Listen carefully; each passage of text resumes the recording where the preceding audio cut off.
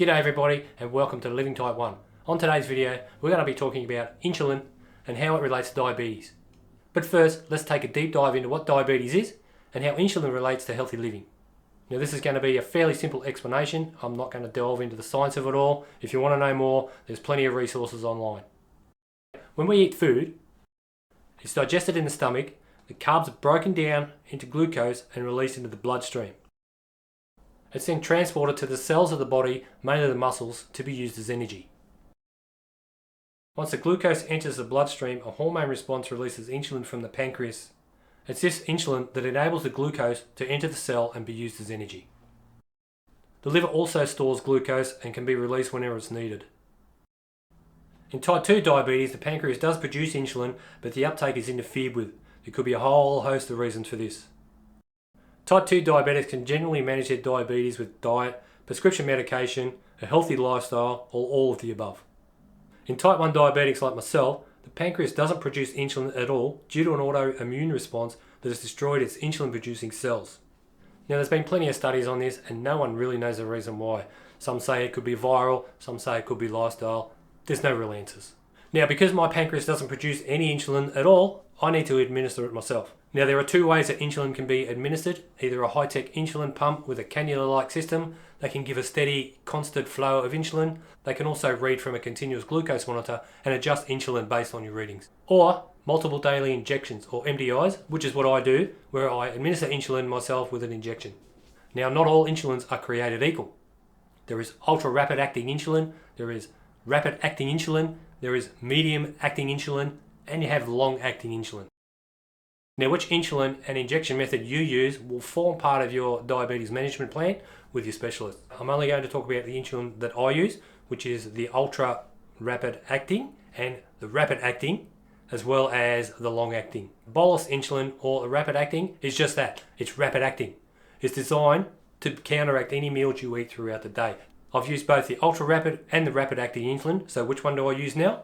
At the moment, I use the rapid acting insulin 3 times a day with my main meals, breakfast, lunch and dinner. The rapid acting insulin takes about 30 minutes to start working. It peaks at 3 to 4 hours and then it starts weaning off the 6 to 8 hour mark. At mealtime, in this case breakfast, I'll inject insulin, generally 30 minutes before, eat my breakfast, and then the insulin is already starting to counteract the carbohydrates that I've eaten for breakfast. 3 to 4 hours later, when my insulin is peaked, I'll eat again, which again will counteract the carbs that I've eaten at that meal. 6 to 8 hours it'll start to wean off and then it's time for my next meal and the cycle continues. How much insulin I inject at each meal or each sitting will depend on a number of things, mainly how many carbs you plan on eating on that meal. There's a few apps out that can calculate that for you. MyFitnessPal is a pretty popular one. I use Chronometer or Chronometer, I don't know how you say it, but it's generally I've found works well in Australia. So you can either type in the amount or type in the product and it'll give you a carb count. You can even scan barcodes and it gives you a good readout of the carb content. Exercise or other activities or illness can also play a part in how much insulin is injected. Again, something you need to monitor. Now I'll also use the ultra rapid insulin. Now ultra rapid insulin starts to work in 10 minutes, generally peaks at 2 to 3 hours and then starts to wean off at 4 to 5 hours. Now, I use this as a correction dose, so if my blood sugars tend to creep up a bit, a correction dose with a rapid acting insulin brings it down pretty quickly.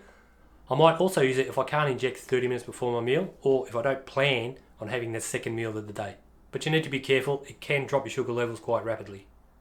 Now the basal insulin or the long acting insulin is not too complicated at all, it's just that long acting. Lasts about 24 hours, I take 1 injection a day, normally before I go to bed. Just gives a constant steady stream of insulin to stabilise glucose levels, either when you're fasting, in between meals, or while you're asleep. And that's it. My insulin sequence throughout the day, all day, every day. It's not that complicated. It sounds complicated, but it's not. If you're a new diabetic and you're watching this for some tips and tricks, just please remember, not all diabetics are created equal. We're all different. We all react different to certain things. So you need to figure out what works for you.